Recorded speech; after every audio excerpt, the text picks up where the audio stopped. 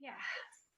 So All we right. are talking about mid-year shit because June is the 6th month of the year, and since this year has officially sucked for a lot of us in a lot of ways, it's probably a good time to go back to the drawing board, no? Yeah, I think people went one of two ways in this particular quarantine, which was to dig deeper or get really shallow. Like you either let your fear, like you either dug in deep, and if you had tools, most people who had them were like, this is really great work. This is prioritization. This is, at least that's been my experience. And some people were like, Tessa's you know, here. Hi, Tessa. hi. Yeah, it looks like we have two people watching. Oh. And yeah, and I think that that's a great place to jump off for the rest of the year, is that like we can either go, okay, this was not what I planned. This is not what I'm doing. Literally, I'm still waiting on my book from Audible. So like Audible was the one for me that was like, oh, that's the one. And then the other places launched it first. And I was like, I didn't really celebrate it until someone's like, you should be celebrating. I'm like, I should. I totally, because I was like, well, I was so caught up on what I wanted to do. And that leads me to the like, well, where are you going to go? Like for some people, this year has really been financially, emotionally draining. And psychologically, it's been a lot. So you can say, it's tempting to be like, well, fuck it, I'll start next January. Like that's absurd, right? Like we can't do that. 7 months of the year left, and even though we don't know what's coming or what's going to be happening, because I'm with you, I wrote off a TED Talk this year. I wrote off a number of very large public speaking gigs. I wrote off, I was going to spend my 40th birthday in Hawaii. That's not happening. We'll not talk about my vow renewal because I'm still pretty disappointed about that one. So, but there's still 7 months left, and I am 40 years old this year. There's no time to be writing 7 whole months off of my life. That's not going to happen. So it's about moving forward with what we have. And the sense of today, and that's what like I'm hoping everybody will dig into, is that like you really only have now. I mean, we can say that January is January or whatever. The earth is going to continue its trajectory, and at some point this place is going to get cold again, right? For those of us in the northern hemisphere. But the truth is like you really have now to choose. And the great thing about quarantine for a lot of people has been like, what do I really want to do? What have I been, there's been a lot of cleansing for a lot of people, a lot of digging deep. I know for me, it sure has been like, it's kind of been fantastic. And I was not the person who in March got a shit ton of business from a pivot. It was not a good month for me financially. However, once I decided that I was going to make a change, it's all fallen so easily into place. New people in my life, the programs all came at once. I have a different launch strategy. I found the perfect person to teach me how to do Instagram, right? And I have a social strategy that really worked more for my personality. Like all of those things that I always wanted kind of fell in. So I'm not going to say like that it wasn't fabulous. It was a lot to deal with. I think a lot of us, I think it's total bypassing to be like, I came out of this perfectly. I think some people did. I think some people were, if you had a savings, if your business was not affected, if your loved ones weren't affected, that was some people's experience. It's not a lot of people's experience. So how do we go forward it's from great here? for the people who did have that experience. And I've had several friends who did extraordinarily well in March and April and May. And I did not either, probably because I was giving away my services for free, because that's just, oh, that's my bleeding heart. Oh, there's all of these people who need to pivot. I can help them. It doesn't matter that they can't pay me. I'll help them now. And it's been, while not financially successful for me, certainly spiritually and emotionally fulfilling. Like the number of people that I have gotten to help, the amount of work that I have gotten to do, and the businesses I've been able to expand out, that's been joyful for me. So, but no, has not been a great quarter for me by any stretch of the imagination, because I lost speaking gigs, and that's where most of my income comes from. So wow, yeah. And I talked to an event producer friend of mine yesterday. I was like, how's it going? He's like, busy as fuck. Right. I've got a couple of people who are like, and they have different problems. So if you're feeling like anybody's feeling like, my problems are like, all of a sudden you have a person, like you will run into yourself wherever you are. And the more I see that, the more you're getting it, because he was like, I don't want to go back. I don't want to go back to what I used to do. He was like, but will it last? I'm like, well, you're still in the same place we are, right? Wherever you go, there you are. And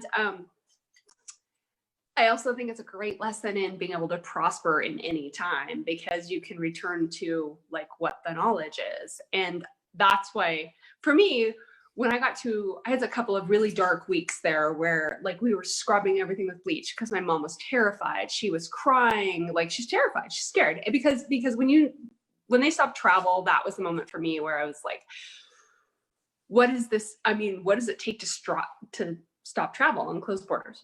I was like, okay, well, maybe this is every horrible breakout movie I've ever seen. And the spiral ensued for a week or two of like, oh my God, what's going to happen? What happened to the people we had on board? What was happening? Right? I was like, well, what do I know is true? And I think of all the things.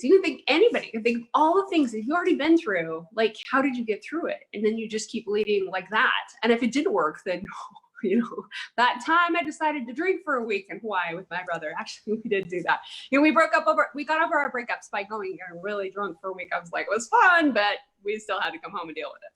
Right. That was a long time ago, but it was pretty funny. So now it's like, okay, what are we working with? What are we working with? What are the numbers? What's the mindset? How does your mindset have to change? Because, the money is still there. The people are investing in personal development like crazy right now. Huge. Mm-hmm. And I think for a lot of us, it's become a question of how can I serve right now in a way that's good for my people and for me? I think that it's important to be able to make those shifts and make those changes. And I think a lot of people who were just, it's surprising to me, some of the people that I have seen that have done exceptionally well, who by all rights shouldn't have, and then the people who should have done well who apparently have not. There's been a lot of crickets from people that I expected to be very out front through all of this. I think I saw something that I loved. I saw some people really rise. I saw some people I really liked go even to the next level. I was like, that just set a new standard for me in behavior. That set a new standard for kindness. That sense, for me, it was like, oh, look at how that person is walking each day through this. That's really powerful to me. And there were other people that I saw like, it did. I think it's been leveling for some people, because this is not, if you've not been through a shit ton of stuff, those of us who have been through big things were like, oh, I got this. Like there was a moment in me, that moment where I was like, I'm sprawling. I'm like, oh, and this being the anniversary of my brother. It's funny, I say his death, but he didn't die. He was in an accident. And today is the anniversary, and I always get the day wrong. But I remember what that felt like on the day that it happened versus like what it took to get here, 13 years later. And what, for me, that really was the biggest part of my journey in healing, was being able to take care of someone else through something that was so awful. So as we move forward, I know long-term planning is still kind of up in the air. So how are you processing right now, Dani? Are you looking at the summer? Are you looking at June? What's coming up for you in terms of planning? Well, this is hard. Like, one hand, I want to be flexible. On the other hand, we need, as human beings, enough security that we create for ourselves. So like, I choose to go forward like this.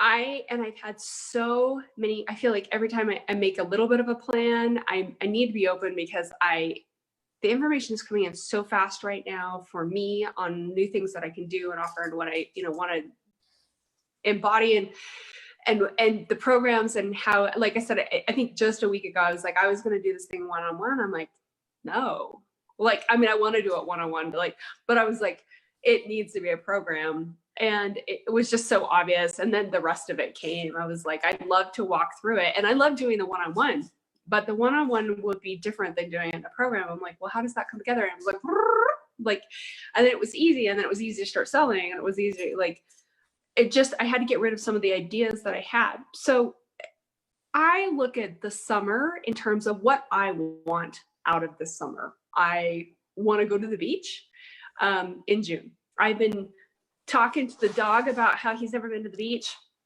And it's something, it'll have been a year since I've been to the beach. It's just been that kind of year where I was like, how has it been a year? So I'm basing my business goals on some of my like personal goals, right? I don't know. I think if it's possible, I'd like to go to Seattle in July to see my friends up there, maybe get some paddling in. Everything is canceled. My film that I was going to make on that race is canceled. They were going to postpone a lot of things. They've just done. So it'll be like the year without events. And then looking at how to, I really want, what I designed now is programs that fits kind of seasonally. So they run in 12-week cycles about, and I want to use the energy of the seasons for that, because I really feel like I'm a seasonal creature. And I think a lot of really elemental people, outdoorsy, like, we feel there's a good time to rest. There's a good time to build. So summer for me feels like we're building, growing, harvesting. So I want to work with that energy to be like, I'm super jazzed about what I'm doing. I love where I'm going. I love the people I'm meeting. Like, I want to continue to build through the end of the year and see. I could still hit my goal. It would take some major adjustment on my heart, not necessarily even just the business, right? Like, but with that in place, I'm like, I can see it. I don't know if you've ever built $1 million a year plan where it actually pencils out, and it's like, holy crap. Like, I mean, when you can see it, like, okay, there's the mechanic parts of it. Now, can I get behind that number? That's really where a lot of us are at right now, of like, how much energy do you have to get through the rest of this? And what's your bare minimum? Because your bare minimum, you're going to hit, right? Would you like to go beyond your bare minimum? Most of us, we just have that non-negotiable bottom line. And I think we were okay with that a month ago, this last month. Like, okay, I've got my people, I'm safe, I'm warm, I have food, right? And now we're like, okay, this is it. Let's get back to doing things that unfold and heal the collective and start working in these new ways. And the bottom line that you choose, for me, it certainly is different. My goals this year were 10K months, and after everything got canceled in March, I have scaled that well back to about 5K months, and it is what it is. Could I theoretically make my income goals? Probably, but I would really have to kill myself to get there. So what's more important to me then is reassessing the goals and then figuring out how they do fit in. So like, we homeschool, and we normally only take July off because they're my children, and if they take 3 months off, it's like a sponge and it all leaks out over the summer. So we usually only ever take July off. But man, this year they're done. Even even being at home all of the time and not having to deal with the uncertainty of having to leave school, or, you know, those kinds of things that a lot of kids have had to deal with this year, they're still just emotionally overwhelmed. So we're taking the entire summer off, and that makes things very different for me, because working around my kids' school schedule is feasible. Working around a schedule where I have to plan activities is much more difficult.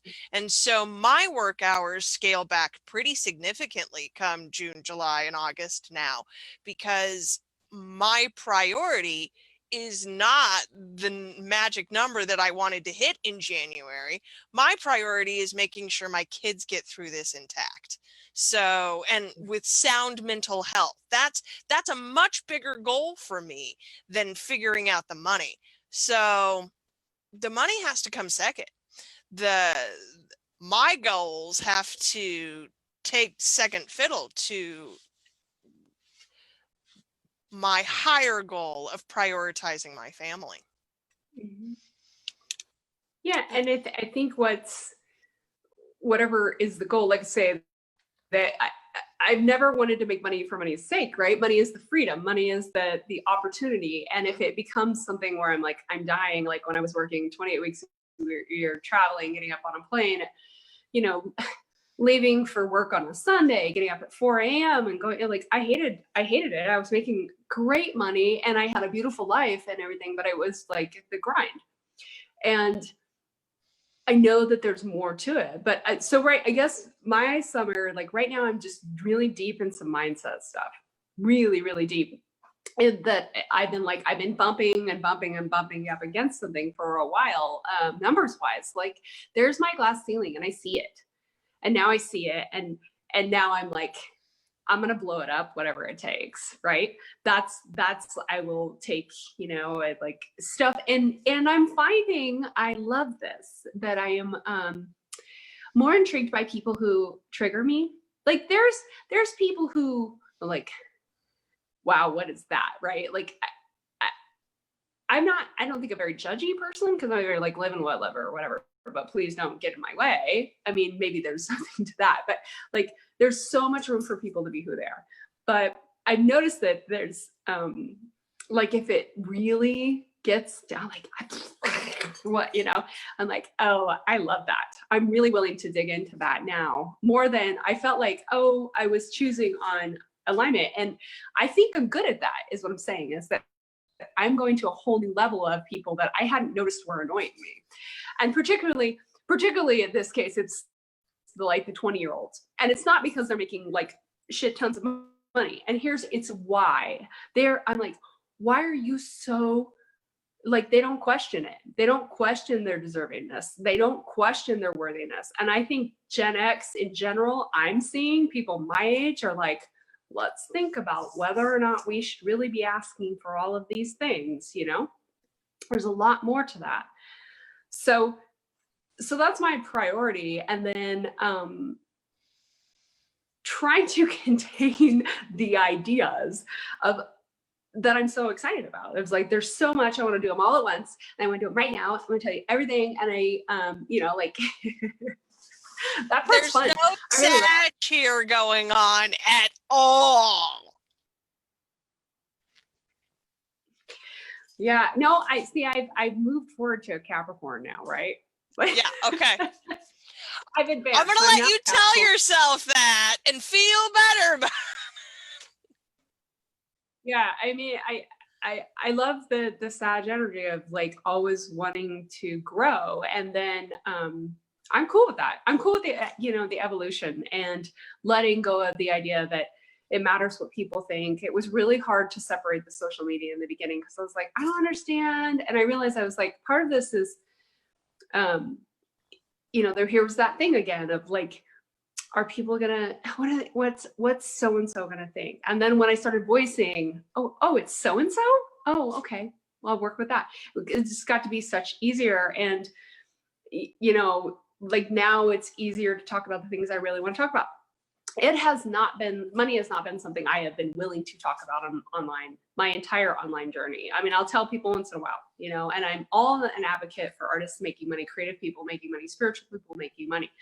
But as far as numbers, I've been pretty discreet about talking about them, or even saying that I want to have kind of a ridiculous life. Like, see, I even call it ridiculous. See, right? You did. The okay. numbers are always interesting, and I think we really do struggle with that. Should we reveal our numbers? Should we talk about them? Are we talking about, and for me, it's always knowing what I know about the back end. Are we talking about the gross or the net? And then are we actually being honest about cash? Which is where I get stuck in the numbers. It's not even, should we talk about the numbers? Yes, we should talk about the numbers, but are we talking about them honestly? And I can't personally get over that one for myself. And I feel like I see a lot of people talking cash now. And it was funny because I was like, I want to do this whole show. I want to do one whole one on where we just talk about gross, net, cost of goods sold. Because some people don't have that basic business background. If this is your first business or you've just been doing, sole proprietorship, is that the gross number is the amount of revenue you bring in a year. The profit is once you pay everybody what's left, right? But for the longest time, when people would sell a launch and say, well, I've got payments for 12 months, but ultimately this product sold $12 million, they'd say, I just had a $12 million launch, right?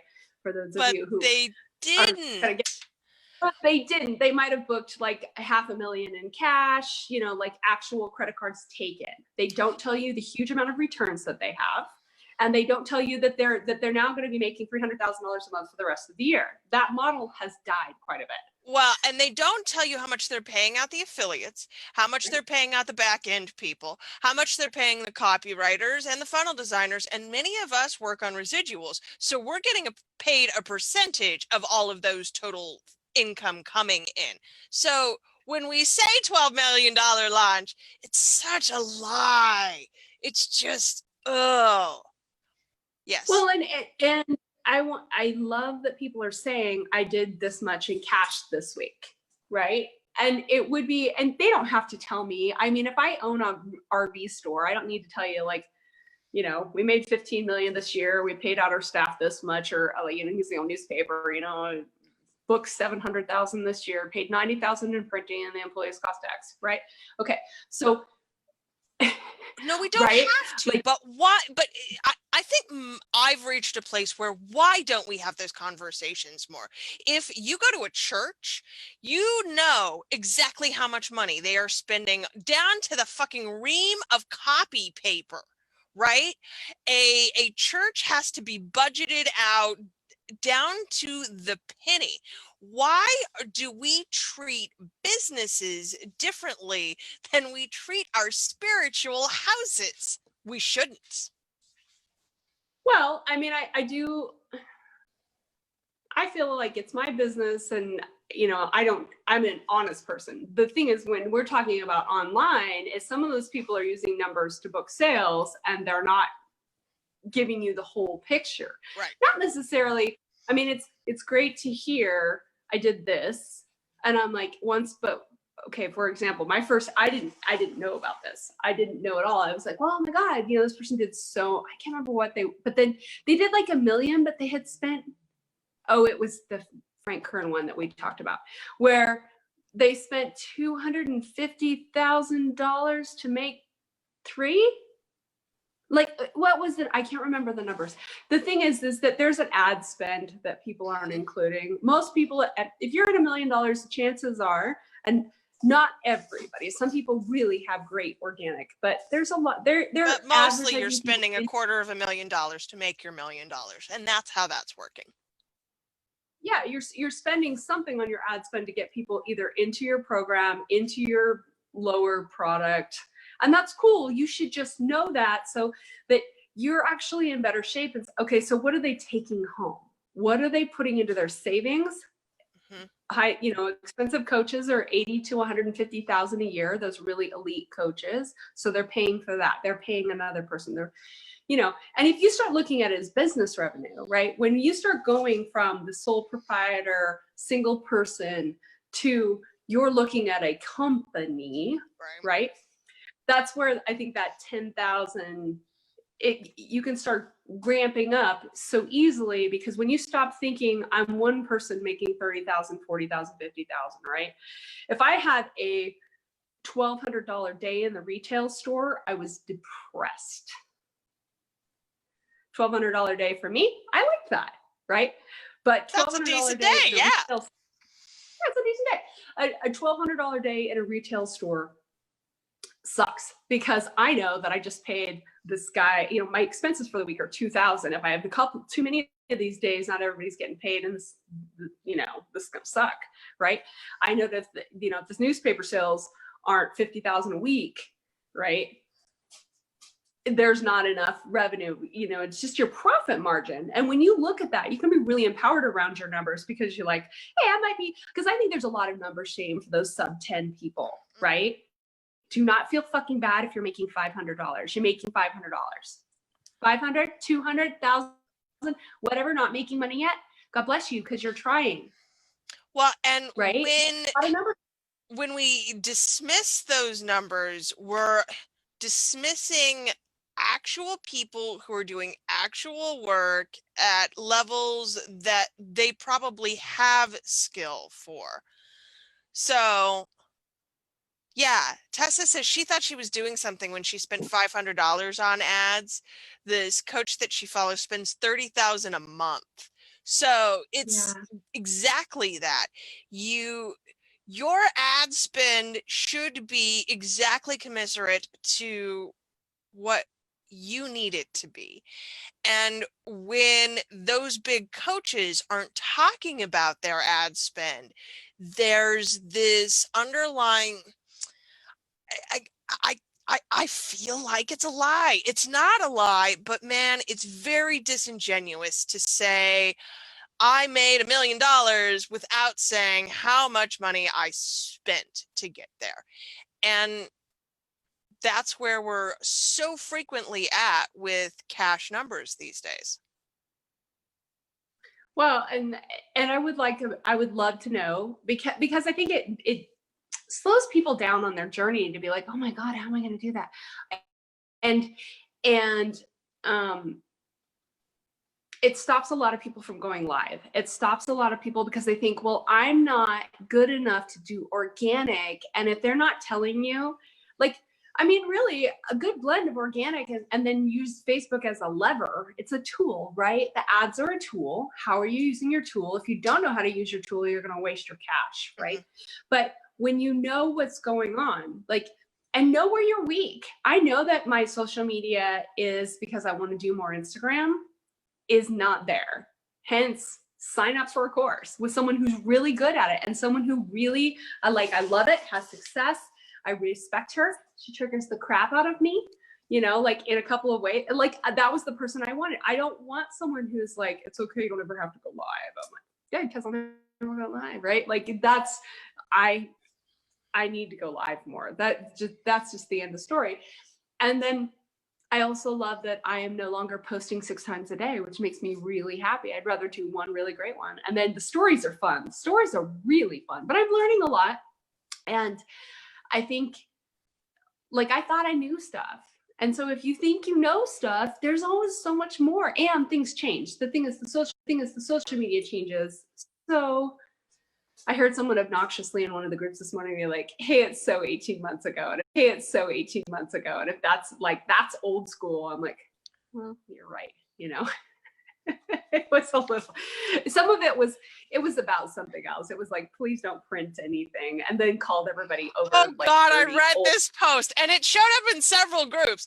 This woman who was talking about how nobody prints things, like nobody under the age of 30 owns a printer. And I'm like, well, I hate to disappoint you, but I was like, yeah, that's right. You and your desires. Don't put your feelings onto your audience. You actually have to ask your audience whether or not they want printables, right? Yeah, and I think it bypassed a couple of things. One, if you're gonna, and it was dismissive isn't quite the word, but the way it was worded was like, it wasn't like, I'll go with dismissive. okay. So it was, so for me, I was like, I think you're, like, I was like, okay, am I triggered? Or I was like, okay, maybe. I'm like, I don't know. Like, I just saw it recently, so I'm still, but my first thought was, I don't want to work with you because you just called me old and stupid, right? Like, this is the danger when you have those polarizing posts, is that do it in a way that evokes the truth from someone, where you're like, are you actually eating the entire chocolate bar instead of the one square at night? Let's own that, right? Like, those are the ones that like get people like, yes, stop. That's why I buy my chocolate individually wrapped, damn it. Right. Yeah, there's no chocolate, there's no sugar. I'm 3 weeks sugar. Oh God, I'd forgotten. You're what, day 2, day 3? I'm on day 4. Day 4 of no alcohol, no sugar, and I really wanted to clean up some stuff, so I feel great. I can't sleep, which is actually kind of hard, but I really wanted to clear my body channel. I mean, like, let's get into it. Like, I want to clear my body channel. I'm teaching a clearing class in 2 weeks. I want to be totally rock solid and have all of that junk out of my system, right? And that's quarantine going. So where were we? Oh, on the post. So the other part was I'm insulted, and it also bypassed my knowledge that when you handwrite as a writer, I thought, well, you're not for writers, because when people handwrite, it includes it in your body. When you type, it includes in your body. There's a reason people give you things to fill out and write, or write your own, write in your own journal, whatever. I'm doing courses for copywriters right now. If I don't include worksheets for copywriters, there would be an actual revolt. Like, I can already predict that they would go, no, I'm sorry, I'm not signing. There's no worksheets. What? No. Right. And also, if you want to be really good at this, for those of you who are coaches, because I'm a geezer and I've been doing personal development work since I was in my teens, right? Like, is that you need to anchor energetically. And I'm actually right now in a course too about like meridian clearing. And I may get certified in this. I think it's so cool because I've been working with the energetic body. Like, where in our energy is the old belief living, and how the hell do we get it out? Like, I know some ways to get it out, like energy pulling and all this other stuff. But what beyond tapping? What beyond, because how I quit smoking when I was 25 was I did acupuncture. And what happened was I would go in there and she'd stick me, and then I'd sob, and all this garbage came out of my soul that I didn't know was there. I was like, okay, I don't need to smoke anymore. I don't have to manage this with this. So what was my point? Yes, anchoring with your body. Very important to do your things, not just listen to them. That's why, you repeat after me is good. So then, grumpiness about worksheets aside, it actually leads really well into I'm working on a post right now talking about reviews. So for me, reviewing my process, reviewing my system is fundamental and has been for many years. So every day, it's what's the one thing that's going to move the needle today, right? And as the mother of small children, sometimes that thing is just keeping everybody alive, and that has to be okay. But there has to be a thing. What's the one thing today that's going to move the needle? And then on a weekly basis, it is, what are my goals? How have I moved them forward in the past week? And what can I do in the next week to move them forward? And then on a monthly basis, I like to look at values. What do I believe? What's important to me? How are those beliefs shaping my goals? And how am I making those things a part of my actual life? So an example here is, in normal times, I at the beginning of every month, we'll plan out a date night for my husband and an outing for my kids, so that I am very deliberately planning, because my values are that my family is important to me, right? More important than anything else. So value-wise, how am I acting on that? So I do that on a monthly basis. Quarterly, I like to look at, well, returns. Financial returns is definitely one, and have you paid your taxes? But the other part of that is, are your personal metrics shaping up the way that you wanted them to? And that, that takes a day to go through and look at what we're doing, how the quarter is gone, what we want to do moving forward. And then finally, every year, at the end of the year, usually sometime in the last 2 weeks of December, I do a review of the year, and I look again at, who am I? Am I where I want to be? Am I the person that I want to be? And then how do I take those things forward? And I think that even now, in all of this uncertainty, those rituals have been very consistent for me. And I think that they are fundamentally the things that allow me to build and grow as I evolve as a person. And I don't know that everyone is that ritualized about it, but for me, it makes it easier to evaluate. Yeah, I mean, like I say, I like to think of seasons. I like the Mhm. quarters. Not, I mean, because I always did quarters, but also because I do like to think of it as seasons, because it does have a certain energy for me around like what I think it feels natural to my soul to work with what's going on, and to to have the tools in place of like being able to self inventory of like, what has to go. And that for me is my daily practice of writing is kind of like, what could go now? What am I tolerating? What am I accepting? What am I not ready to change? And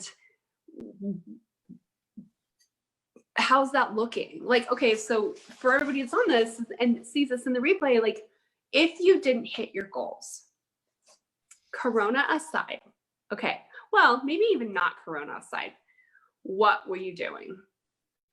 How were you being? Did you quit? Did you get inspired? Did you keep going like nothing's gonna stop me? Did you, like did we all wobble a little bit? I mean, and then there's no shame around it. It's like, Right. but And beyond, that lack of shame, we got to focus on that, because sometimes the yeah, goals just change. Sometimes we shift or realign because we realize the thing that we wanted before is actually not the right thing. And if we're not looking at that without shame, then we're going to get stuck in I didn't accomplish this thing. Because let me tell you how many times I have pushed back the launch of my book, right? Because it hasn't happened. It's a work in progress, and it's still a work in progress. So I could either feel shame about the fact that it is still a work in progress and quit, or I could continue to look at it as, it is not the highest priority for me at this time. And while I'm still moving forward with it, it can't be the only thing. So that it's important to really look at whether it's not accomplished because you just didn't do it, or it's not accomplished because things have changed for you. yeah, absolutely. Like I really feel like that. I feel like I was like, I knew by mid-February what the rest of my year was going to look like. I had it mapped out in my head more so than and I think I even said that to you. Like I have this more figured out than I have in forever. And then it was like, I know, we were and so proud of you because it was great, and had been a thing in development for a long time for you, and then Corona, man. and here's the thing is I was like, it's not that I don't love publishing. It's not that I don't love books, but if I was really deeply honest, I was resting on what I was great at. And I am great at a couple of things, right?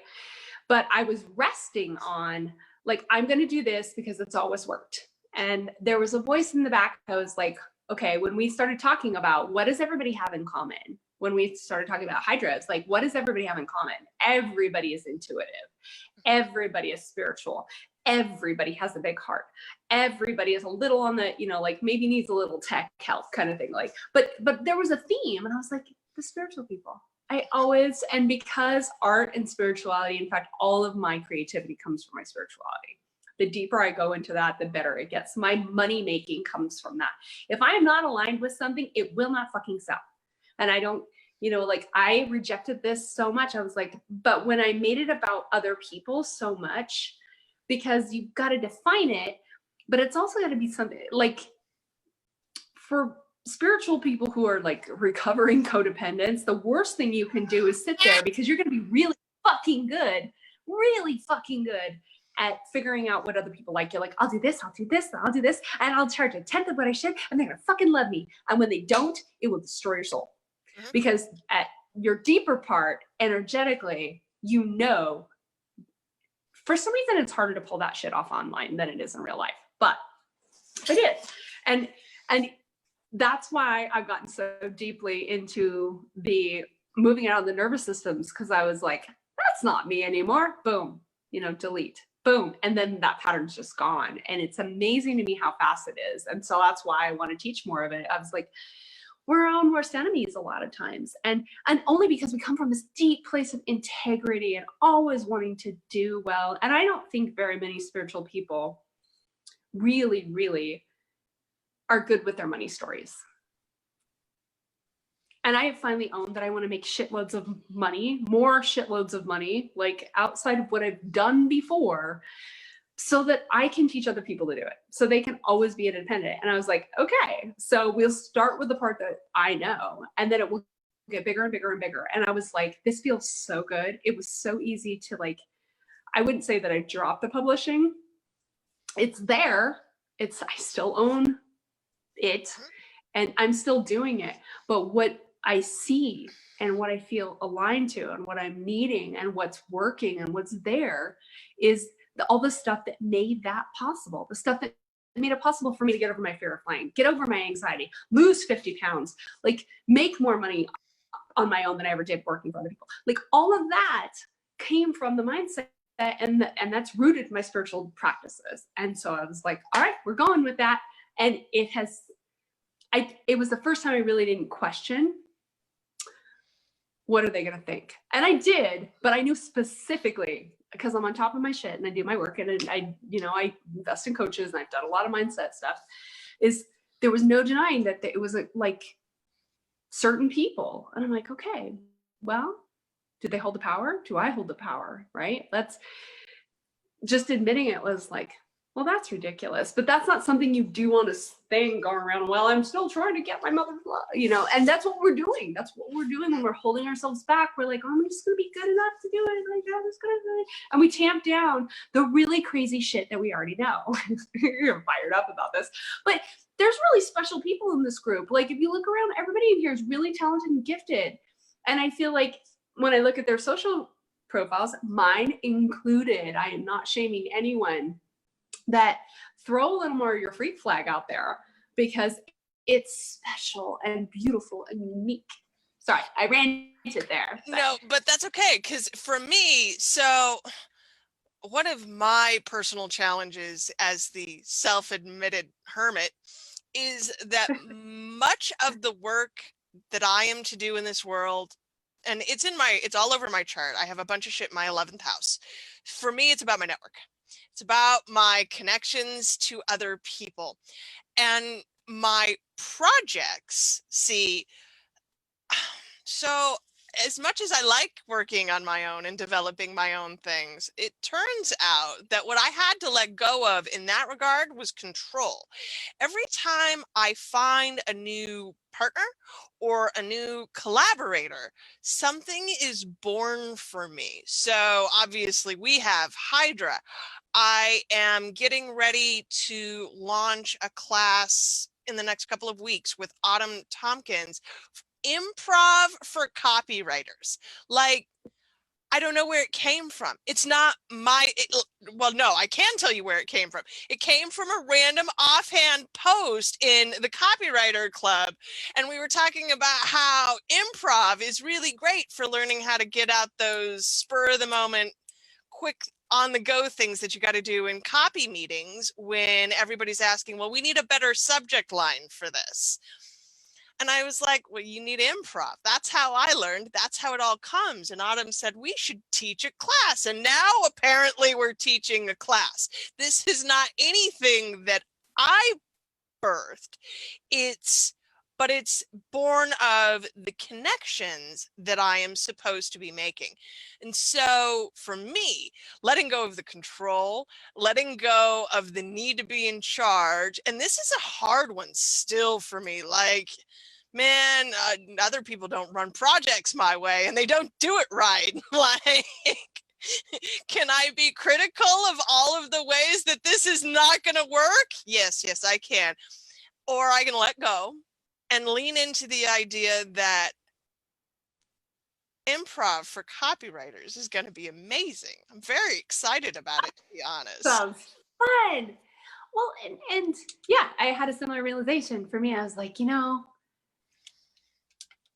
let's just run with our faults for a second. Let's just run down this avenue. What if you use the things that you do to make it an asset, right? Like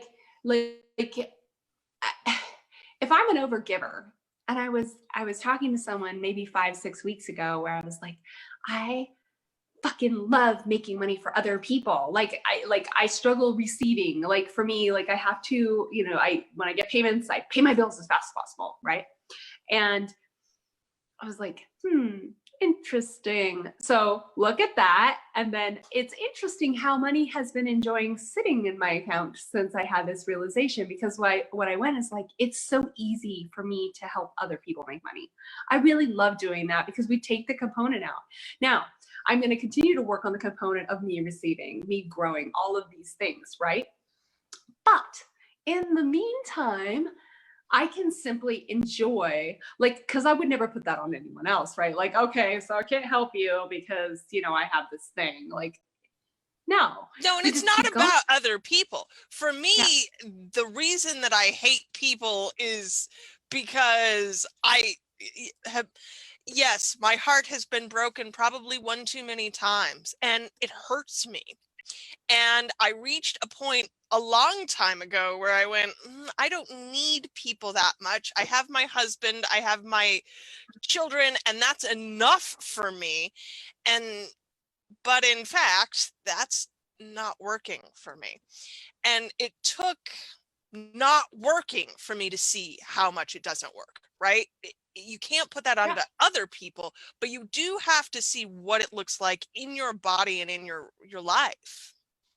Yeah. And I think when you're a safe space for yourself to take inventory, the shitty thing is when you do something and you're like, oh God, I really don't like that I did that. Or I don't like that I said that. Even if it's something like, I backed up yesterday and I apologized for my big car. Not lying. Like this was, I caught myself. I was like, because someone had parked in front of my space and I had to kind of like get my big ass truck around them. And I was like, I'm sorry, it's the only place it fits here. And I thought, oh, hey, I haven't seen you do that in a while. How you doing in there? I was like, there's still some vestiges in there. It's a lifetime of habits of apologizing for my big grandiose things. Well, but I noticed it and I thought, that's funny. How do I feel awkward? Where do I feel that in my body? What's that about? Oh, I'm so sorry. I drive this huge ass Yukon, right? It was really, but I was like, oh, that's kind of cute. Who was that? Was that my 13-year-old? And I was just like, I didn't beat myself up about it. I was like, oh, we work on this. Good to notice. Good for me for noticing. So celebrate the places that you see like, oh, this is where I sabotaged this or this, because it just holds us back. It just holds everyone back to sit there and beat yourself up. I love Russell Brand. So I've been stalking all of his stuff lately because I think he's intriguing for someone because he's incredibly honest about I saw one of those, I joined the one commune and I was like, oh, I have to watch this class. I'm like, what is this recovery? Is this 12 steps? But I've gotten sucked in because he's doing it for tech. I was like, oh, it works for anything. And one of the things when he was doing his own inventory was like, this is a really great lighthearted one. He's horribly fascinated with Benedict Cumberbatch having more fame than him. And he admits it. He's like, why is he more famous than me? He shouldn't be more famous than me.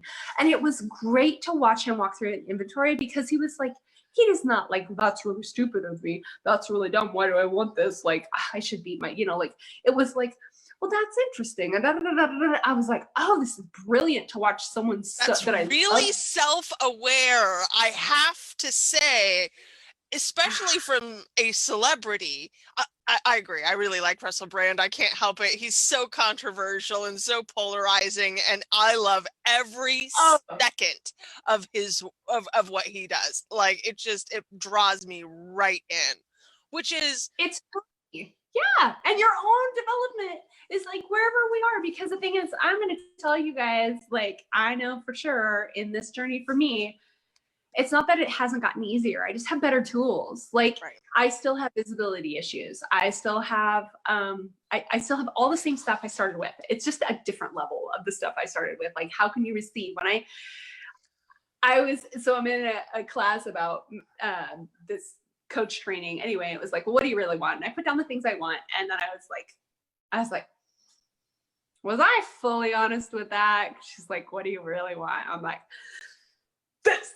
And I was like, I want to go to 50K really fucking fast. I don't want to bother with slow scaling. And I know that it's possible. It's possible for several reasons. It's possible for one, you have to have your shit together. You have to have your mindset and your strategy, right? Mindset, when you have a great strategy and your mindset's not together, you will blow it up. Like it doesn't matter how good your strategy is. Something battlefield plans never survive the battlefield. Yeah, that's that. It doesn't matter how good your strategy is. Right. So it's been really fun to go through this because it's like I can walk other people through this, but walking through it when you know your stuff is when you walk through it in a different like everything I took people through with books. I'm like, okay, how do I take you through this? On a different level. So I fantasize like, okay, if we're having relationship stuff, right? Not my forte. I am not a relationship expert by any means. I am great, in terms of I've never been married, that kind of thing. So this is also proof you can be really great in one or two or three things and be like, not so great in this other thing, right? But when you start to walk through your own stuff in different areas, then you realize you can walk and walk other people through, and you get more confidence. So like, if I can walk myself through it, that's when you know you can walk other people through it, Yeah, deep. It's been an amazing 5 weeks now or so that I was like, oh my God, I've just had so much and then energetically my body is just like off the hook. I don't know where it's coming from. It's been, I have to say, it's been pretty remarkable for me too. And I've enjoyed that I've been able to take that dive, right? And again, there is a lot of privilege in that.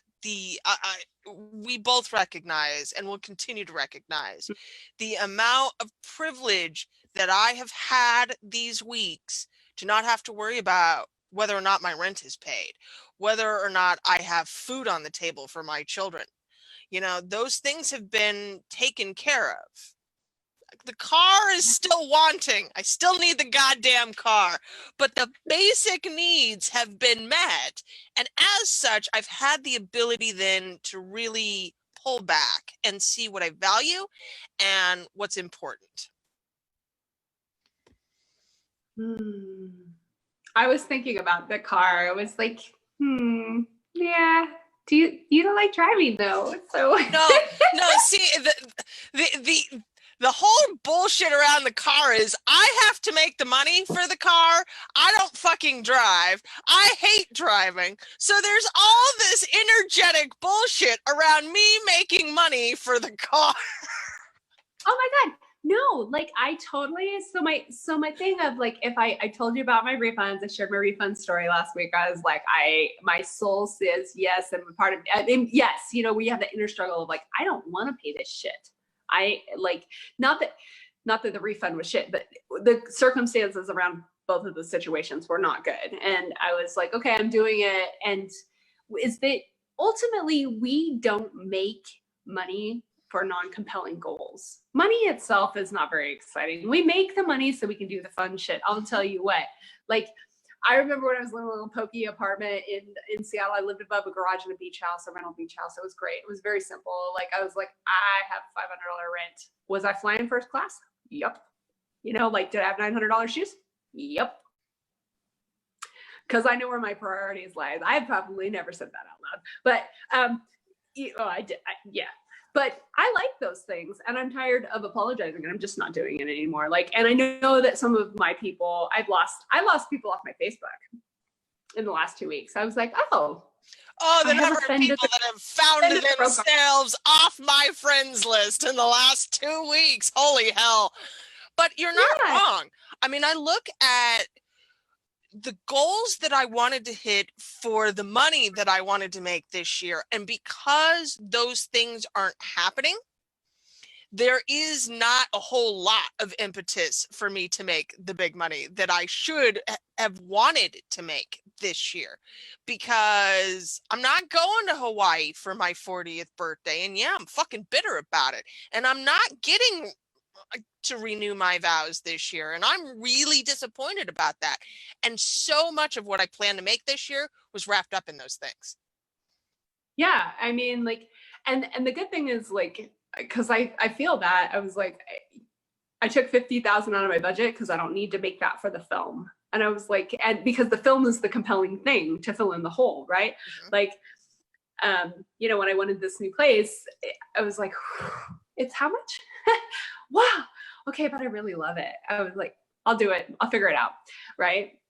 And it was like 9 days to get it all together. And it wasn't even on my fucking radar, but once I wanted it. Once you want it, the impetus and the desire, it does come every single time. Yeah. For me, I've got this fucking car that I don't care about. And so I'm stuck with it. And thank you for this, because I'm going to go off and find a better goal that's just past the car. Because that's what it looks like. I still got to get the car, but if I can actually build myself a goal that's past that I want to fund, then funding the car will not be a big deal. I'll be able to move past it in a way that I can go, oh, but this is what I need the money for. And energetically, that's when the money will come. Right. So I look at the goal. Okay. So I look at, like, I know my numbers really well now. Or like, I look at my bank account every morning. I know exactly how much to owe down to the penny for things. I have a list of debt that I have my lovely list of debt that I love to cross off, and I keep it. So I'm like, look how much I've done. I'm so proud of you. I love you.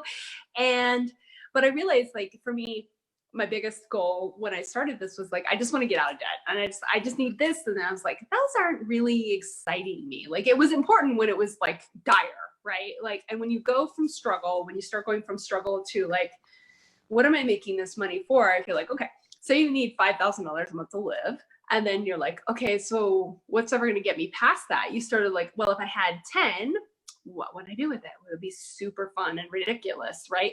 So if you want to get to your next number goal, this is what I'm finding is working really, really well, because it's compelling. Is like, what's it like to be like, oh, it's so easy to just, you know, pay that.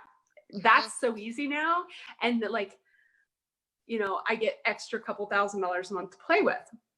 So, and because I wanted savings, I wanted to aggressively save, and I want enough to play with when playing is open. We don't know when that will be, but that includes some travel for me. You know, like, I'm owning that I want new clothes, you know, kind of new stuff of getting back into, like, it's not so much about building too. It's like, what do I really want on top of those things, so that you're like, of course. So you were like, okay, well, if I make $20,000, we got the car, and I've got a whole new surround sound for the house or something, like, because it's like, it's the reward on the other side of it for the things you don't want to do. And especially when they're not long-term, like hopefully we like all paying our mortgages, our rent, you know, where you live. If you don't, if you find yourself not wanting to pay it every month, I question whether or not you really like it. So for me anyway, there's no lying. There's no lying energetically. It's like, I hate this. That's why I don't have cable. I don't care about TV. I have really fast motherfucking Wi-Fi, but because I like to stream movies. But have I seen Naked and Afraid? I know what it is. No. Do I don't need, you know, like, I won't pay for it. No. Most people can't live without cable. I'm like, no. Now, I say we cut the cord a few years ago, but the services that we pay for more or less equal cable. So,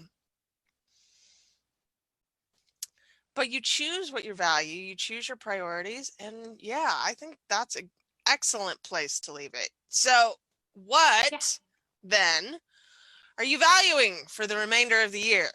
What's the goal? Think of that and then figure out how to get there. Yeah. Leave us some comments. Yes. Tell us if you're watching. Tell if you're watching. I was gonna say, I think that I don't know, in the regular algorithm, replay is kind of getting a bad rap. So I was gonna say replay, but I think that's actually. I don't actually think that's helping in the.